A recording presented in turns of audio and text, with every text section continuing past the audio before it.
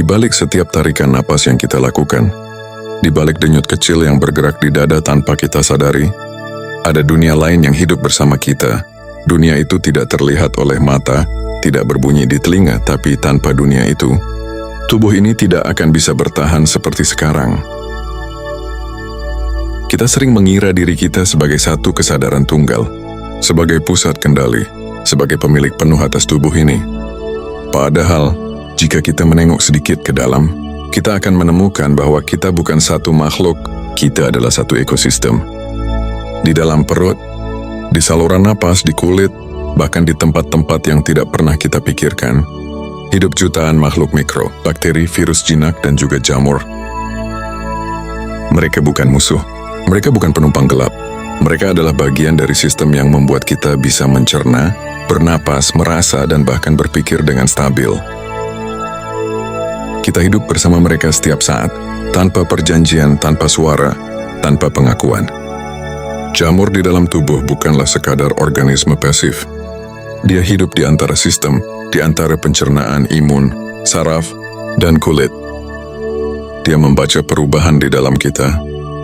Saat kita tenang, tubuh berada dalam ritme seimbang. Saat kita tertekan, stres meningkat, emosi ditekan, pikiran tidak berhenti berputar, tubuh berubah, pernapasan memendek, hormon stres naik, sistem saraf menegang, dan dunia mikro di dalam tubuh langsung merespons perubahan itu. Jamur ikut bergerak, bukan karena niat buruk, tapi karena tubuh sedang mengirim sinyal bahwa ada sesuatu yang tidak selaras. Di titik ini kita mulai memahami satu hal penting. Pikiran tidak berhenti di kepala. Apa yang kita pikirkan menjadi arus, menjadi sinyal listrik di otak, menjadi impuls di saraf, menjadi perubahan kimia di darah. Lalu semua makhluk mikro di dalam tubuh membaca perubahan itu, seperti membaca kondisi cuaca. Saat cuaca batin kita tenang, ekosistem dalam tubuh relatif stabil. Saat badai batin datang, seluruh sistem ikut terganggu. Di otak, miliaran neuron menyala dan padam setiap detik. Di tubuh, sinyal saraf mengalir tanpa henti. Jantung berdetak, usus bergerak, paru-paru mengembang dan mengempis. Ini bukan gerakan acak, ini adalah satu jaringan besar yang hidup, dan jamur berada di dalam jaringan itu. Ia tidak menjadi pusat kendali, ia tidak memerintah, tapi ia ikut membangun suasana medan biologis tempat kesadaran kita bergerak. Yang membuat jamur unik adalah cara ia cerdas. Jamur tidak memiliki otak, tidak punya pusat kendali seperti manusia, tapi justru karena itulah kecerdasan jamur tersebar di seluruh jaringannya. Setiap bagiannya saling terhubung, seolah seluruh jaringan itu adalah satu pikiran yang tidak memiliki wajah. Ilmuwan menemukan bahwa jaringan jamur di alam berkomunikasi lewat impuls listrik dan sinyal kimia. Jamur menghubungkan satu tanaman dengan tanaman lain, mengalirkan nutrisi, mengirim sinyal bahaya. Sistem ini bahkan disebut sebagai internet alami di bawah tanah. Dari sini kita belajar sesuatu yang dalam. Kesadaran tidak selalu harus lahir dari otak, kesadaran bisa lahir dari hubungan, dan tubuh manusia bekerja dengan prinsip yang serupa. Kita mengira kesadaran sepenuhnya ada di kepala, padahal sebagian besar sinyal saraf justru naik dari tubuh ke otak. Usus memiliki jaringan saraf sendiri, jantung memancarkan medan elektromagnetik yang kuat, kulit mampu merespons sentuhan dengan emosi. Artinya kesadaran kita bukan hanya hasil berpikir, itu adalah hasil dialog seluruh tubuh. Jamur yang hidup di dalam tubuh ikut berada dalam dialog ini. Dia memengaruhi keseimbangan metabolisme dan respons imun, dan secara tidak langsung memengaruhi suasana batin. Inilah sebabnya mengapa kondisi dalam tubuh bisa memengaruhi perasaan, energi, kejernihan berpikir, bahkan cara seseorang memandang dirinya sendiri. Saat seseorang hidup dalam stres berkepanjangan, tubuh masuk ke mode bertahan hidup, emosi menegang, pikiran mudah gelisah, pencernaan terganggu. Dalam keadaan ini, komposisi mikroorganisme dalam tubuh ikut berubah, termasuk jamur, dan perubahan ini menciptakan lingkar umpan balik. Tubuh makin tidak nyaman, pikiran makin berat, refleksi diri makin sempit. Ini bukan semata masalah mental, Ini adalah perubahan sistemik satu ekosistem hidup. Disinilah kita mulai melihat makna bahwa manusia adalah mikrokosmos, versi kecil dari alam semesta, seperti hutan yang terdiri dari pohon, tanah, air, udara, jamur serangga, dan cahaya yang saling terhubung. Tubuh kita pun bekerja dengan prinsip yang sama. Tidak ada satu komponen yang berdiri sendiri. Ketika satu bagian terganggu, bagian lain ikut terdampak. Jamur dalam gambaran ini adalah penghubung yang sunyi. Ia tidak mencolok, tidak dominan, tapi dia memegang peran penting dalam menjaga aliran kehidupan tetap berjalan di alam. Jamur menghubungkan akar-akar pohon. Di tubuh jamur berada di antara sistem-sistem penting. Di tingkat kesadaran, jamur menjadi simbol bahwa tidak semua kecerdasan itu berbentuk ego dan pusat kendali. Manusia modern sering hidup terlalu lama di kepala, terlalu banyak berpikir, terlalu ingin mengendalikan segalanya, padahal tubuh memiliki kecerdasannya sendiri. Alam memiliki ritmenya sendiri, dunia mikro di dalam diri kita membaca semuanya tanpa henti. Ketika kita kembali ke rasa tubuh, ke napas, ke kesadaran yang lebih tenang, kita sebenarnya sedang menyelaraskan ulang seluruh medan tempat tubuh, jamur, dan kesadaran hidup bersama. Namun di sini penting untuk menjaga batas. Jamur bukanlah objek pemujaan. Dia bukan jawaban atas semua persoalan hidup. Dia bukan sumber pencerahan tunggal. Ia adalah bagian dari sistem kehidupan yang cerdas yang bekerja dalam hukum alam. Hikmah yang bisa kita ambil bukan untuk mengkultuskannya, tetapi untuk belajar tentang cara kerja keterhubungan. Efek baik dari pemahaman ini adalah kita menjadi lebih rendah hati terhadap tubuh dan alam. Kita mulai memahami bahwa kesehatan bukan hanya urusan pikiran atau obat semata, tetapi juga keseimbangan seluruh sistem. Kita belajar lebih halus pada diri sendiri, lebih sadar saat stres datang, lebih peka pada sinyal tubuh. Batasannya adalah kita tidak mencampur adukkan antara fakta ilmiah, bahasa metafora, dan imajinasi spekulatif. Ketiganya boleh berjalan bersama, tetapi tidak boleh saling meniadakan. Sains memberi kita data, metafora memberi kita makna, spekulasi memberi kita ruang bertanya. Jika salah satu dipaksakan menggantikan yang lain, kita berisiko tersesat. Efek tidak baik muncul saat seseorang kehilangan pijakan realitas, saat semua gejolak batin dianggap semata-mata sebagai kerja jamur, dan faktor psikologis ke sosial, serta spiritual yang nyata diabaikan. Disinilah kewaspadaan kesadaran perlu dijaga. Jamur mengajarkan kita satu pelajaran sunyi. Hidup tidak selalu tentang siapa yang memegang pusat kendali. Kadang hidup berjalan justru karena banyak makhluk kecil bekerja tanpa suara, tanpa sorotan, tanpa ambisi. Seperti napas yang terus mengalir meski kita tidak memikirkannya. Dan mungkin di titik inilah kita bisa melihat diri kita dengan cara yang lebih utuh. Bukan semata sebagai individu yang berdiri terpisah dari alam, tetapi sebagai simpul kecil dari jaringan kehidupan yang sangat luas. Napas kita terhubung dengan udara di luar sana. Detak jantung kita beresonansi dengan ritme alam. Dunia mikro di dalam tubuh kita terhubung dengan sejarah panjang kehidupan yang jauh lebih tua dari semua keresahan yang kita bawa hari ini. Di dalam tubuh kita, alam tidak pernah benar-benar pergi. Ia sedang bekerja, diam-diam, setia, tanpa menunggu kita sadar atau tidak. Dan mungkin kesadaran kita yang paling jernih justru mulai tumbuh saat kita berhenti merasa sebagai pusat dan mulai belajar menjadi bagian.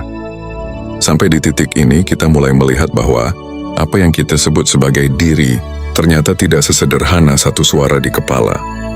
Ini adalah hasil dari hubungan yang sangat luas antara tubuh, sistem saraf, emosi, lingkungan, dan kehidupan mikro yang hidup bersama kita. Kesadaran tidak lagi tampak sebagai benda tunggal, tapi sebagai medan yang hidup, kadang jernih, kadang beriak, kadang bergolak. Lalu muncul satu pertanyaan penting yang jarang kita ajukan dengan jujur. Apa yang sebenarnya terjadi pada seluruh sistem itu saat kita berada dalam tekanan panjang? Bukan hanya pada pikiran, tapi pada tubuh dan pada dunia mikro di dalam diri kita. Dari sinilah kita masuk ke peran stres, bukan sebagai gangguan kecil, tapi sebagai peristiwa biologis yang mengubah arah seluruh ekosistem batin. Ada satu hal yang sering kita salah pahami tentang stres. Kita mengira stres itu hanya perasaan di kepala, hanya urusan pikiran yang terlalu penuh. Padahal bagi tubuh, Stres adalah perintah biologis untuk bersiap bertahan hidup. Dan begitu perintah itu aktif, seluruh sistem berubah. Napas menjadi lebih pendek. Jantung berdetak lebih cepat. Otot menegang. Pencernaan melambat. Hormon kortisol meningkat. Semua ini adalah bahasa tubuh saat ia membaca dunia sebagai ancaman. Yang jarang kita sadari, perubahan ini tidak hanya memengaruhi otot dan saraf, tetapi juga seluruh kehidupan mikro di dalam tubuh kita. Di dalam perut, di kulit, dan di saluran pernapasan, mikroorganisme hidup mengikuti kondisi lingkungan internal. Saat seseorang tenang, sistem dalam tubuh relatif stabil. Saat seseorang berada dalam tekanan berkepanjangan, ekosistem itu ikut berubah. Keseimbangan bisa bergeser, termasuk keseimbangan jamur. Ini bukan soal baik atau buruk. Ini soal respons alami terhadap keadaan batin. Tubuh tidak memisahkan antara masalah pikiran dan masalah fisik. Bagi tubuh, semua adalah satu sinyal utuh. Ketika pikiran tertekan, tubuh menganggap lingkungan tidak aman, dan dunia mikro di dalam kita menyesuaikan diri terhadap cuaca internal itu. Disinilah terbentuk satu lingkar yang halus tapi kuat. Stres memengaruhi tubuh. Tubuh memengaruhi mikrobioma. Mikrobioma memengaruhi sistem saraf. Sistem saraf memengaruhi emosi dan pikiran. Lalu pikiran kembali memperkuat stres. Bukan lingkar setan dalam pengertian mistis, tapi umpan balik biologis yang nyata. Inilah sebabnya mengapa saat seseorang lelah batin, ia sering merasa pikirannya lebih gelap, lebih mudah tersinggung, lebih sulit melihat harapan. Bukan semata karena mental lemah, tetapi karena seluruh sistem sedang berada dalam keadaan siaga terus-menerus. Jamur yang hidup di dalam tubuh ikut berada di dalam lingkar ini. Ia membaca perubahan hormon, perubahan keasaman, perubahan metabolisme. Ia tidak menentukan arah hidup kita, tetapi ia ikut memengaruhi medan biologis tempat emosi dan pikiran bekerja. Karena itu, perubahan dalam mikrobioma bisa ikut mengubah rasa di dalam diri, bukan sebagai sebab tunggal, tapi sebagai bagian dari sistem besar. Di titik ini kita mulai memahami bahwa refleksi diri, cara kita memandang diri kita sendiri, tidak lahir di ruang kosong.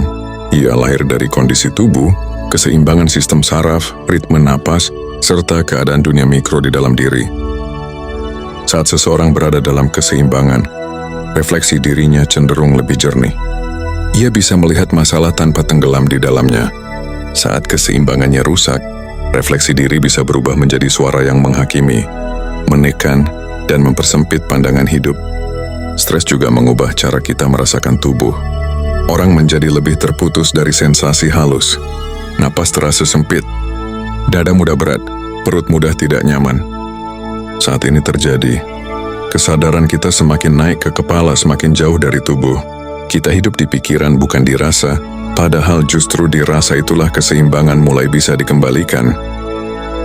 Ketika seseorang mulai memberi ruang pada tubuh, memperlambat napas, mengendurkan ketegangan, mengizinkan diri beristirahat, tubuh membaca satu pesan penting. Ancaman mulai berkurang, sistem saraf perlahan turun ke mode aman. Pada saat itulah ekosistem mikro di dalam tubuh ikut menyesuaikan diri kembali menuju keseimbangan. Dari sini kita melihat satu hikmah penting. Ketenangan bukan hanya pengalaman batin, tapi juga peristiwa biologis. Namun batasnya tetap perlu dijaga. Kita tidak boleh menyederhanakan. Semua masalah hidup hanya menjadi urusan mikroorganisme. Tekanan ekonomi, luka batin, konflik relasi, dan pencarian makna hidup tetap memiliki peran besar. Jamur, bakteri, dan sistem tubuh adalah bagian dari panggung, bukan satu-satunya aktor. Efek baik dari pemahaman ini adalah kita menjadi lebih lembut pada diri sendiri. Kita berhenti menghakimi kelelahan batin sebagai kelemahan moral. Kita mulai melihatnya sebagai sinyal bahwa sistem kita sedang meminta jeda, bukan celaan. Efek tidak baiknya muncul bila seseorang mengalihkan seluruh tanggung jawab kesadaran ke mekanisme biologis semata dan melupakan daya sadar untuk memilih, berniat, dan mengubah arah hidup. Keseimbangan ada di tengah, antara memahami tubuh sebagai sistem hidup dan tetap menyadari bahwa kita memiliki ruang untuk bertumbuh secara sadar. Dan mungkin di titik ini, kita mulai melihat stres bukan sebagai musuh semata, tetapi sebagai pesan bahwa ada bagian dari hidup yang perlu diselaraskan kembali. Bukan dengan kekerasan pada diri sendiri, bukan dengan pelarian, tetapi dengan kesadaran yang lebih jujur terhadap apa yang sedang kita pikul. Karena pada akhirnya, tubuh, dunia mikro di dalamnya dan kesadaran kita tidak pernah benar-benar saling terpisah. Mereka hanya berbicara dengan bahasa yang berbeda, dan barangkali disinilah kesadaran kita diuji dengan cara yang paling sunyi. Bukan melalui pengalaman besar, bukan lewat kejadian luar biasa, tetapi lewat cara kita memperlakukan tubuh, tekanan hidup, dan kekacauan batin yang datang silih berganti.